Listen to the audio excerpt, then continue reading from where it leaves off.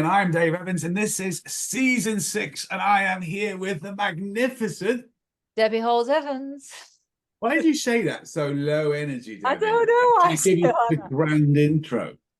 Debbie Halls-Evans. I don't know. That's how I say my name. That was still relatively flat. Debbie Halls-Evans. Anyway, Debbie, we've got a really special guest with us. And before we find out who it is, I'd like to say up front, it is still one of my bestest moments of 2024, if not the bestest moment of 2024. And in addition to that, made me the second coolest person at a conference, which is highly unusual, right? So Debbie, was swishing a rain in your kilt, Dave. I think that's where right. Nobody really believed it. Right, so we do have a awesome guest, and I'm just going to let them introduce themselves because it's very special. Hi, my name is Alex. I thought about how I wanted to introduce myself, and recently I've been taking a course in which when they had us introduce ourselves, without the titles, without what you do for work, what you do for a living, all that kind of stuff, and try to think about different ways. And so I guess I'm Alex. My pronouns are he, they. I'm a lifelong learner. I'm a facilitator of deep and honest conversations, an appreciator of the arts and all of its forms and mediums. I guess I could say that I'm a bedroom poet. That's a side of me that people don't know. I write, but I just don't really share what I write all that often. I'm a plant dad. I'm playful, but I also, and this is a funny one. I don't know how or where that calling came from, but I feel like I'm a sailor at heart. I'm very melancholic. So yeah, I guess that could kind of sum it up. I mean, there's plenty of other things that I could say, but it's a good start. Now, I have to tell you something funny before Debbie gets serious, because I am high energy, ridiculous, and intense. So, and there's usually about a second and a half in between it. So just fair warning, really. You won't believe what happened to me in London last week. So we're in London at an event, Alex, right? And I hadn't had time to shave or get tidied up. So I walked into what would be a man's salon, and I asked the question, excuse me, is there any chance of getting a haircut and I get an appointment? And say, what about, tidying up my facial hair and sorting myself out and making me a bit better, decent, groomed? I'm not sure we can do that. And then I changed their mind with the most astute level of influencing. For those listening, I'm going to lift my hat. And within a few seconds, the chap said to me really calmly, yeah, I think we can fit it in, mate. Really, really funny. Anyway, because of course we were lucky enough to meet you over in Dublin at Phorest. And what I have to say, what you did that day and what you continue to do as a sailor and all of the things you said, I find massively impressive. Debbie. Thank you.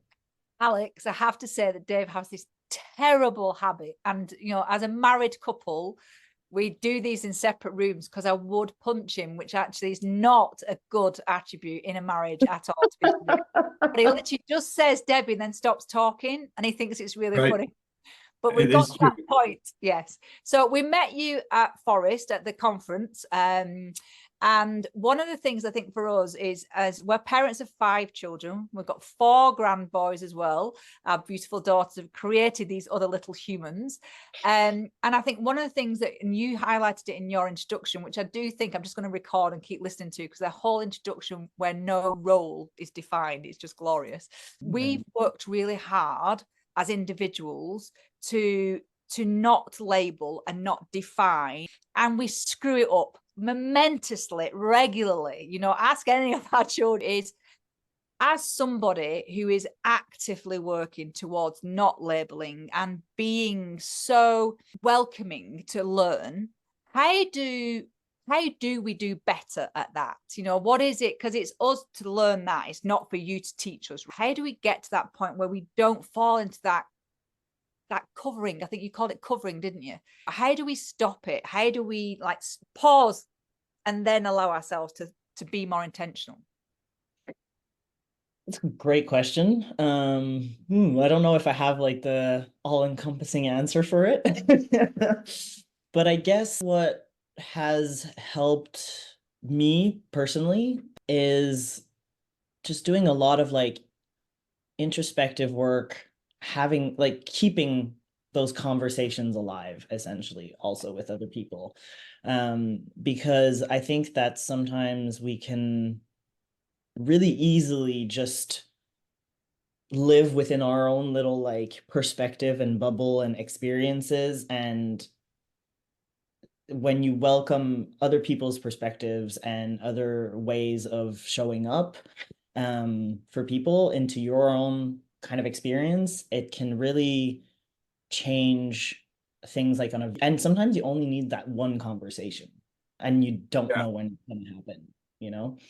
And so I think you have to feel or like willingly be open to that possibility. I think it's like sharing stories, sharing experiences, which then helps grow and nurture compassion, empathy, and just understanding, you know?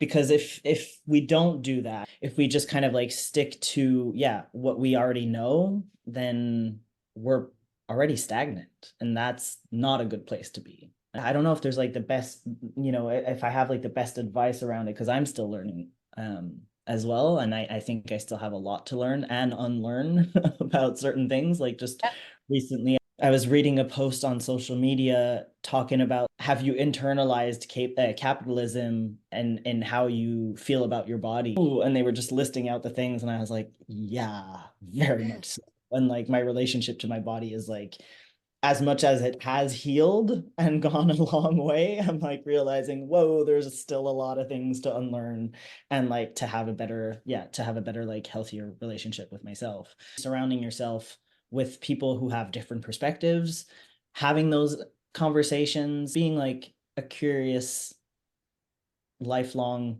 learner, being committed to that, I think is probably the best way to go about it.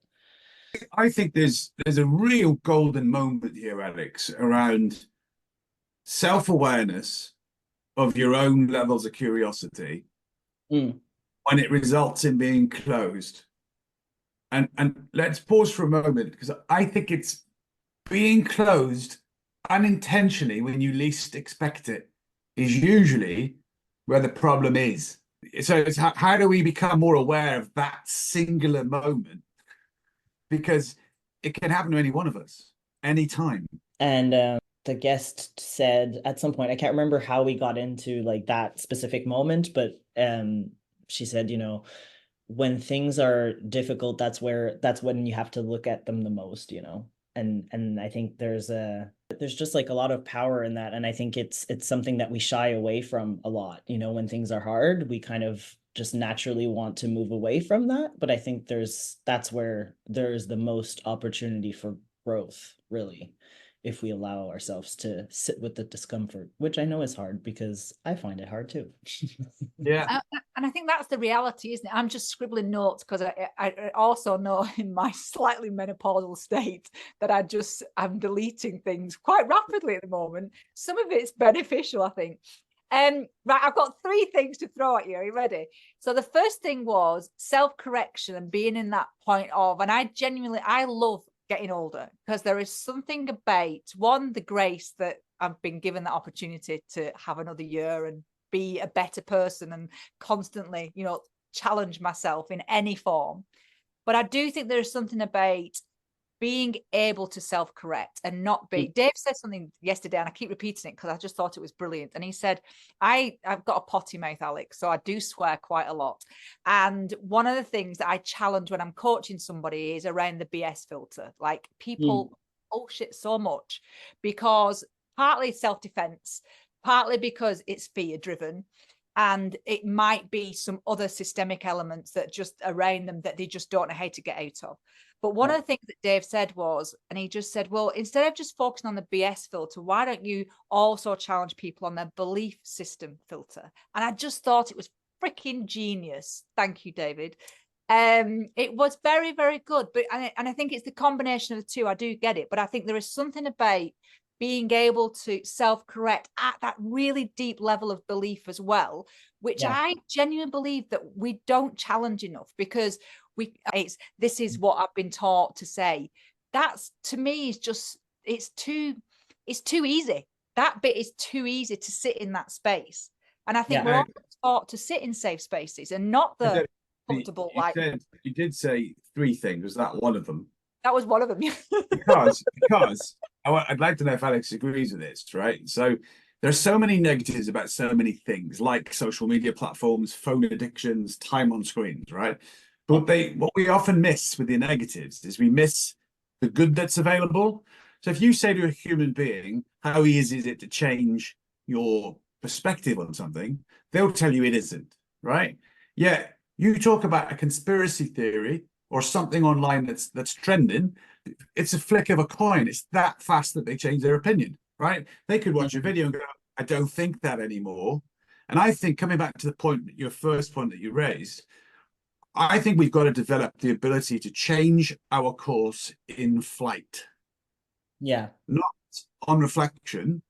Because if you know you're wrong as a leader as well, right? And if you know you're in the wrong spot, and if you're flying a plane, you'd land differently, right? And as a leader, I think you've got to learn to land differently mid-flow, because I think people are watching.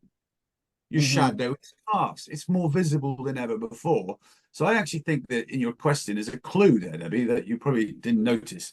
And I'd love to know what Alex thinks, is should we be able to, because I think we can, we're humans, social media shows me, can we flip our coin as we're landing and correct ourselves? I think we can. I mean, I definitely know that we can. Are we willing to do it? I think that a lot of times, when you were referring to the example with social media, right, like conspiracy theories and stuff, it's not that the difference between that and adjusting the course, if you know you're in the wrong spot, the difference between those two is that it's not showing you that like what you were thinking is wrong. It's just showing you this different thing that is like appealing and like, oh, I want to go into this direction and I believe this. Whereas the other one confronts you to knowing that this is not okay, and I'm going to have to admit that and be visibly, I guess, wrong in the eyes of people and be perceived. And I think that's where the discomfort is. And that's why I think a lot of people don't want to change course or direction or admit that they're wrong. Or, admit that like, hey, I used to think this and I realized that like, maybe that wasn't the best way of going about it or, thinking about it. And I've learned something new and I'm going in this direction now. But it's that like, there's that like admitting of, oh, actually, I've grown, I've outgrown this. And that's where it's like hard, I think. I knew this would be a really good conversation. All right, so that was point 1, self-correction, either in-flight, systemic self-correction, or even from a belief perspective. Pretty powerful stuff. And I think we could do a whole like series. So my second thing was the word curiosity. And this has been really bugging me recently, right? So for me, curiosity it can become this word that's like a really cool word. I'm curious. But I think what I'm experiencing as I'm having more and more conversations on challenging people on curiosity is, to me, to be curious, we have to have the ability to listen and hear.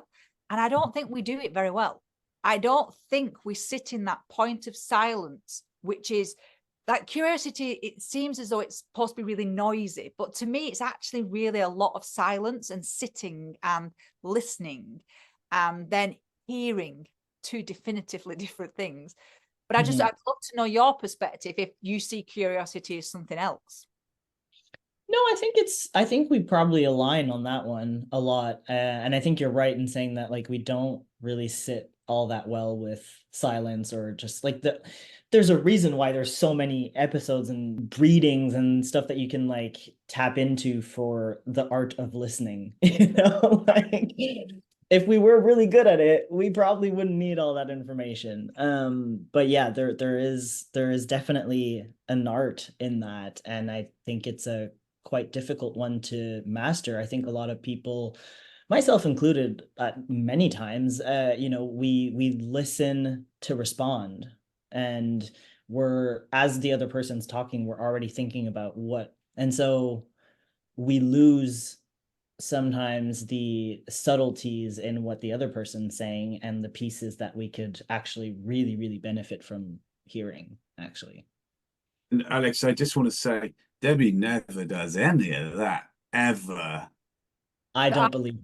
I have a habit of, I've been with someone for 20 years, is that when Dave's talking, I think I am engaged when I'm discussing topics with my husband, and then going, oh yeah, I've got this idea, and it just comes out. I don't listen and I don't hear to what he's saying. So then I literally have assumed, and this is the power, right?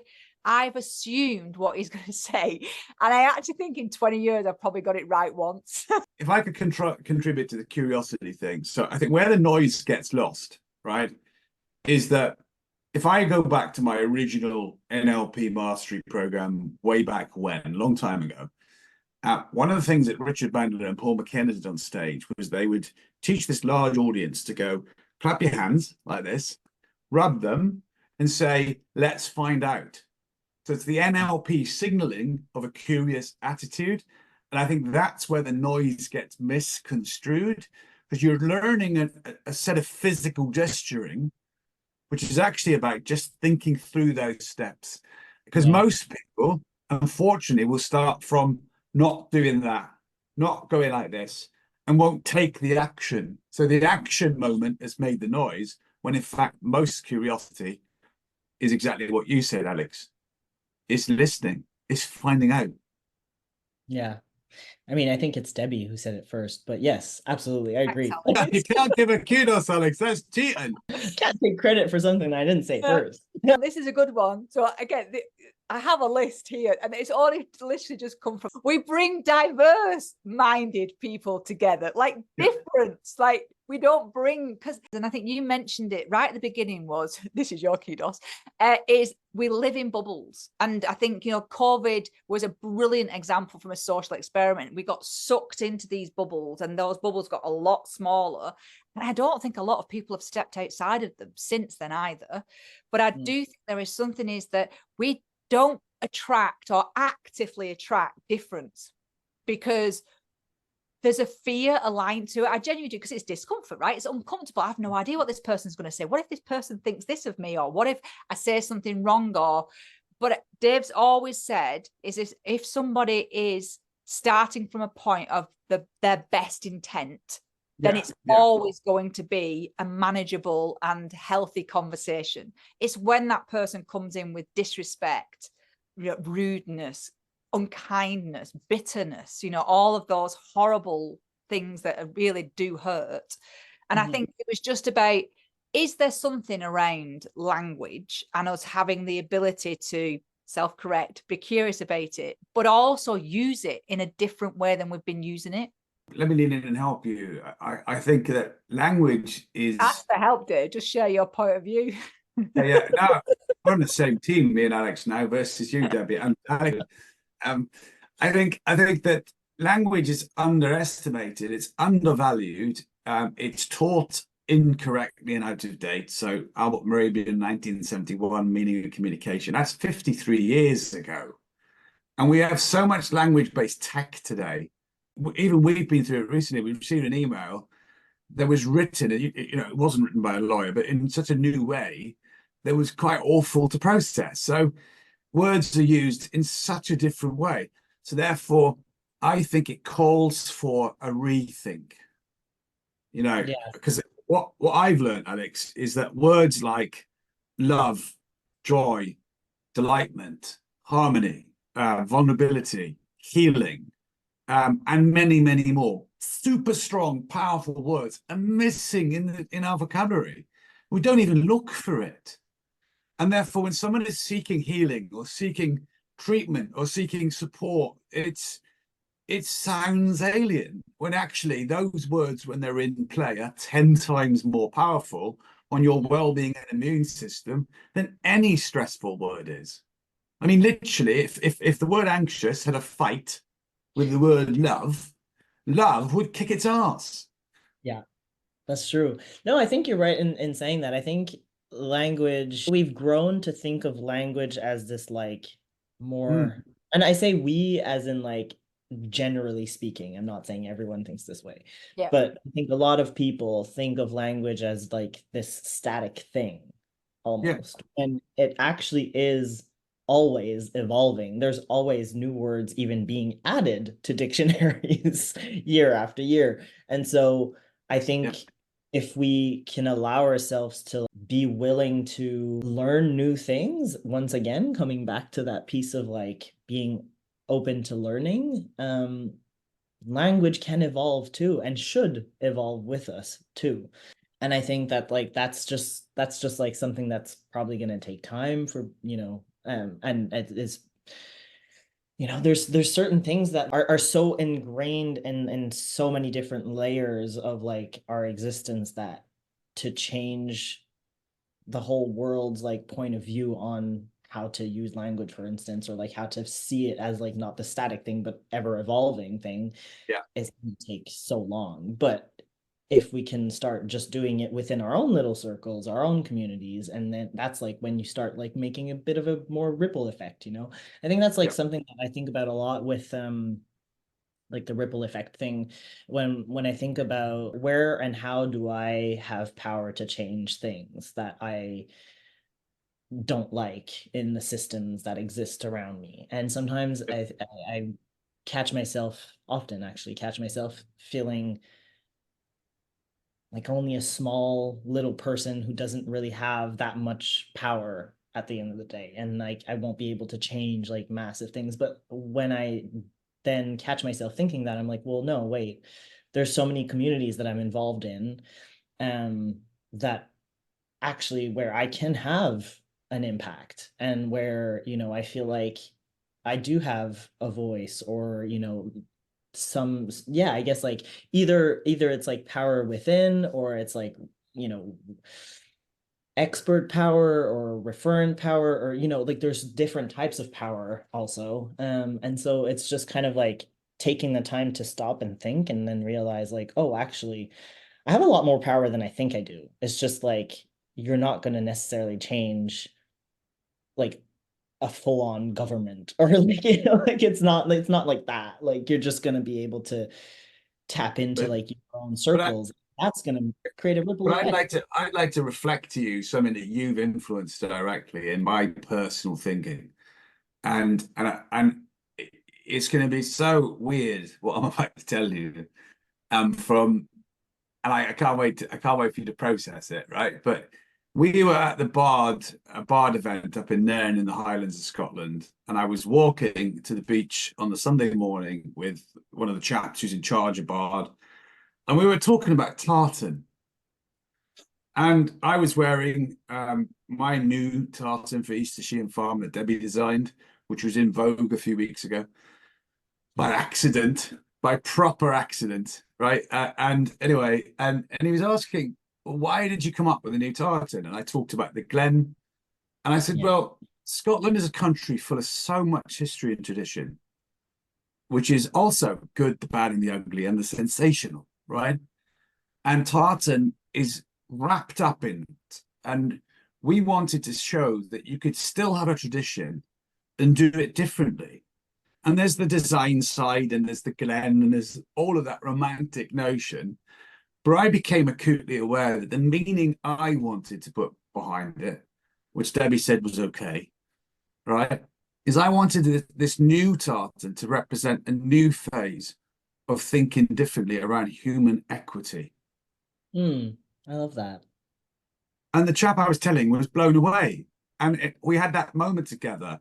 Um, but I think you personally reinforced my belief system that human life on the planet is the most important thing we should care about. And whatever someone's start point or end point is, we should have a heart, compassion, and gratitude towards it. How far will my influence go? Rephrased it, I know if you're listening. Um, that's how far you impacted in that moment in January, me directly, around our tartan, which will be around forever. Oh my God. Well, thank you for sharing. That's amazing. It's nice to hear. And also, like, sometimes I feel like I very quickly forget that.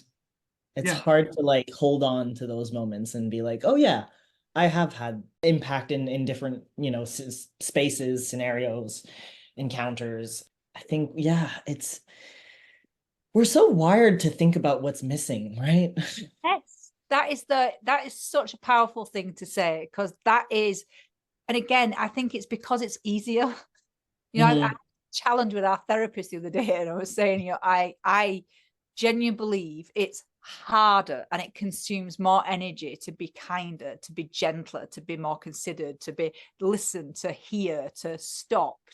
I find that me on a very personal level, and my default is to go negative first, is to think the worst. You know, I'm a bit of a catastrophist. I'll think of like Dave goes out on his bike, it's never going to return, and I've planned his funeral. And literally, I have been that far at times. A little bit manic there. But I think it takes more energy. But on reflection, after speaking to our therapist, and then afterwards going, maybe it's not, it takes more energy. It's just a different level of energy. And being able to just tap into that better that's how we can become that better person to the next person. And one of the experiences Dave and I have, and I wrote down about your ripple effect, and it says, you know, it's all relative, right? So it's about what's relative to us. It's not, and I think we can fall into the trap of somebody else's comparison of impact. And I think that's the bit that can consume us more so, is that, well, I want somebody else to, you know, be impacted. Well, that's not our choice, is it? That's definitely our choice. But as a coach, we'll get people that'll write to us or message us or phone us up and just say, oh, by the way, I don't know if you remember me, but you coached me 12 years ago and I've this one sentence. Can I remember the sentence? No. But that person has taken that sentence and done something with it, which blows my mind every time it happens. No, go on. No, this one, somebody, and I don't know if this is factual, so I'm caveating it, but there was something about, somebody said about Queen Elizabeth through her whole reign that she didn't actually say very much in the public domain, but when she did, it would be a very intentional sentence or whatever she said, because that person knew that they were never going to speak to the Queen again, more than likely. And that blew my mind on the impact. Stop. If you're listening, the balloons on Zoom just went up. Now, the reason why I say that, because Elizabeth I was famous for not wanting to share every thought in her head and her ability to say very little.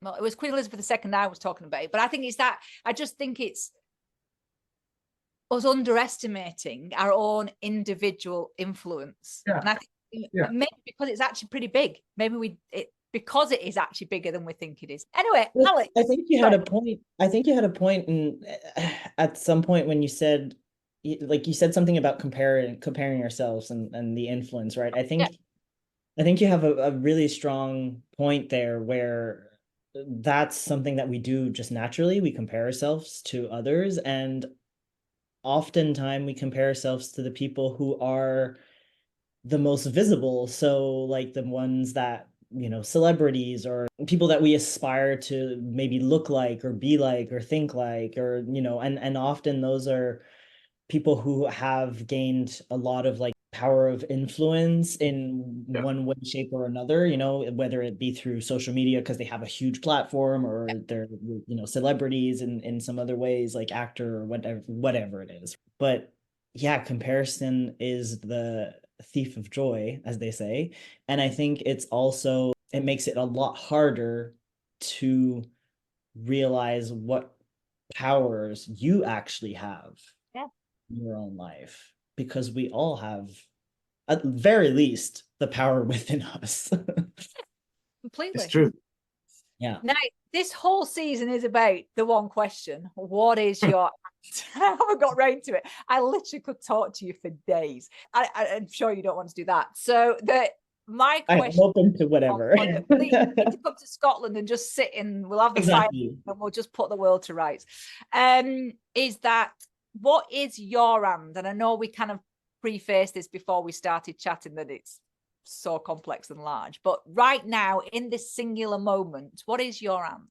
Yeah, I guess before, yeah, but the preface was like, I dipped my toes into so many things, and I could go about it in so many ways to define my end. It was actually really hard to land on one.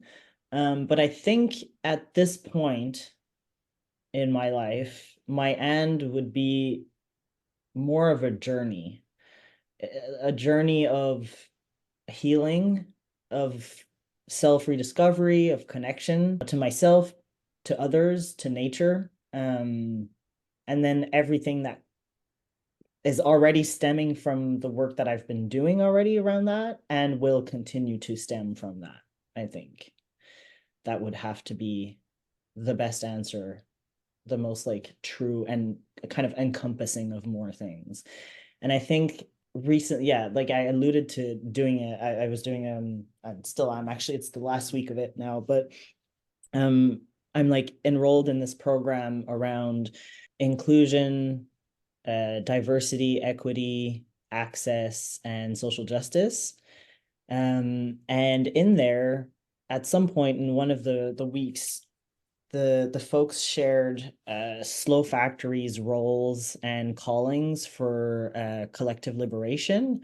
And I thought that was a really, really cool way of looking at, you know, what pieces do I naturally gravitate towards when it comes to like creativity, and what are the skills that I naturally, I guess, have that are very pragmatic, that can help, you know, change things around you and support collective liberation. I think in the creative side, they have 10, and then in the pragmatic side, they also have 10. So like there's 20 roles that you can kind of like see yourself in, or, you know, even just like aspire to or move with intentionality, like 1 week, and you decide like, I'm going to try and like have an impact with this.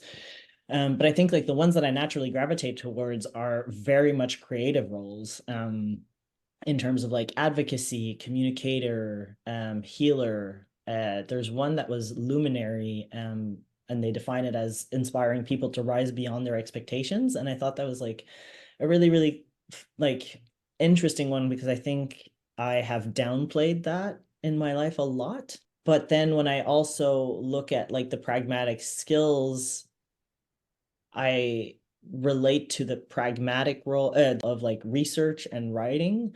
And when I then looked at what have been, because the question was like, what's my end? And I was like, wait, when I was on air tech at the radio, I tapped in, I was like a tech for specifically a news show, a theater show, and an environmental show.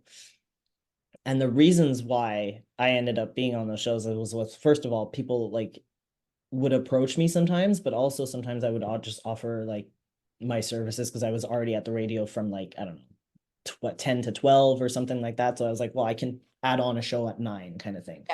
Yeah. But I was also very picky with the kind of shows, and I didn't really know why. I was just like, this is something that I want to do. Either it was the host, but often it was like also the topic. And I would find myself like very invested in what was happening on the show while it was being recorded, while it was being aired. And then I thought about like, so that, and reflecting on that, that's been like ages ago now. But if I was ever to go back into sound, like a sound career, I think that I have grown such like a great appreciation for that moment and that experience. And I think I would go back into radio if that was, you know, a thing. And I realized that actually, because it was tapping into those roles, those creative roles, and those like, you know, research kind of like roles way more than when I ended up working like my actual first career job in a post-production sound studio, which was, you know, an amazing 5 years, and still work with the folks there in different ways now. But I think that job and career was tapping into way less of the roles that I feel ignite me. And it was interesting then to think, okay, well, I moved from that to then jumping into Phorest, which was very much unplanned. and a very massive like shift of like career. I was going from sound to like marketing all of a sudden, and I had no background in marketing whatsoever. But 8 years in, I'm like, why do I still, sometimes I think about the conversations I have like in one-to-ones with my manager, and I'm like, why am I like, what's keeping me so in love with this 8 years in, when so many people around me are jumping jobs like, 2, 3 years? And I think it's because it taps into literally every single, like, the advocacy piece, the communication piece, the healing piece, the luminary piece, the researching piece, and the writer piece. It's that I have acts like I have an ability to tap into all of those things in Yeah. that role forest.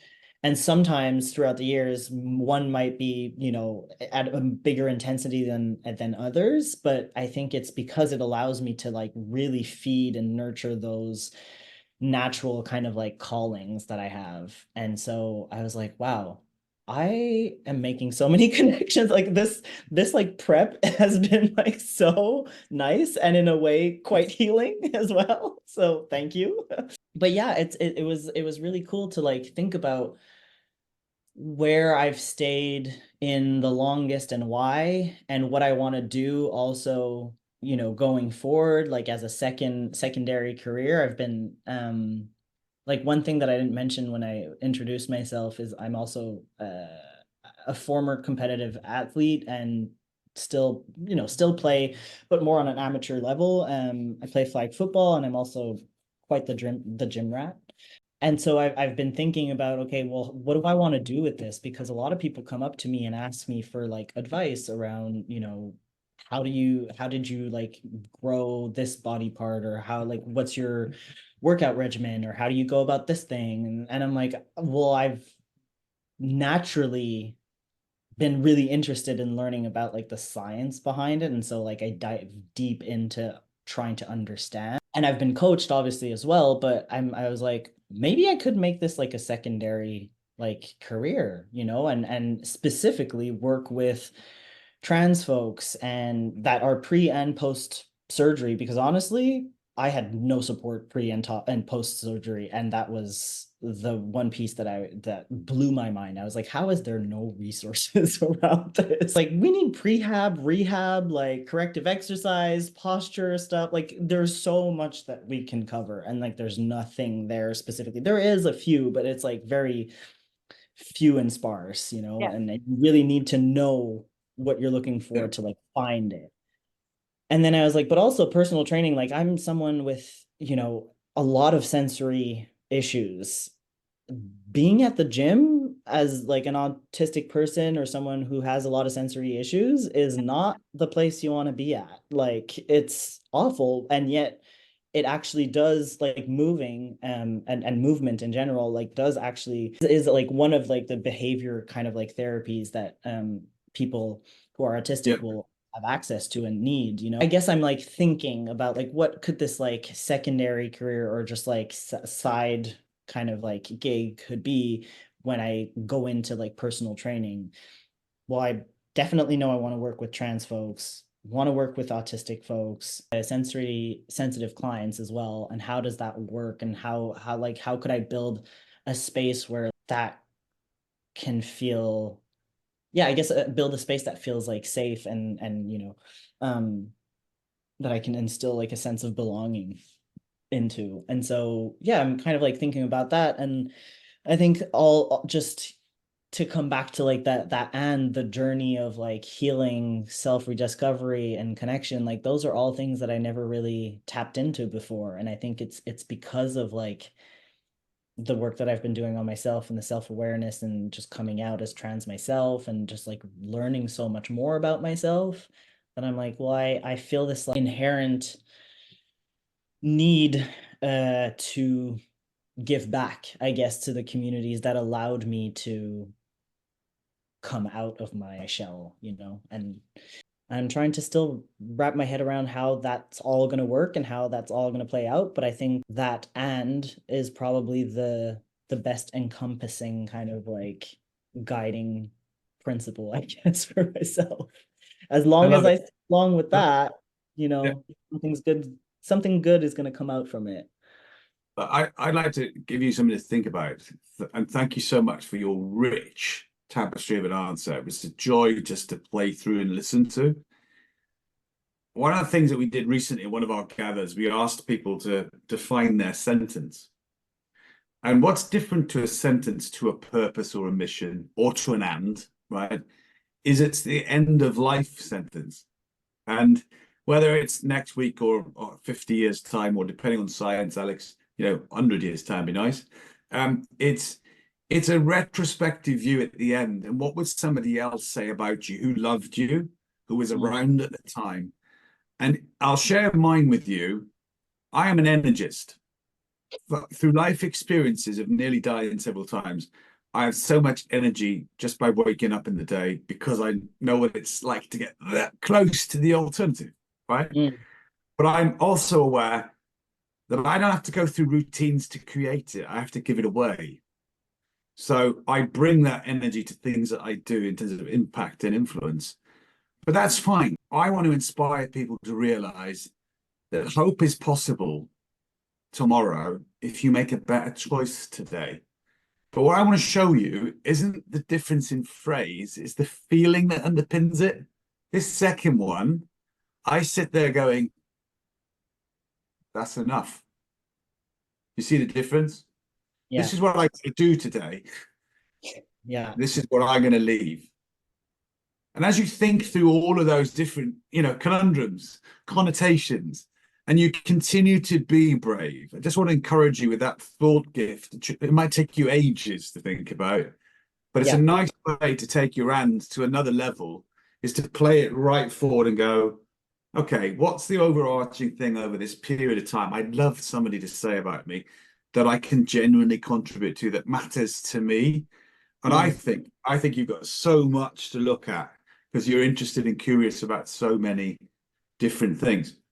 You got it again. You have brought me so much joy. I think when we started asking people what their and was, I think Dave and I have been blown away by the depth and the candor and the rawness of people just going, do you know what? I've never thought about it, and now I have, and this is what it is.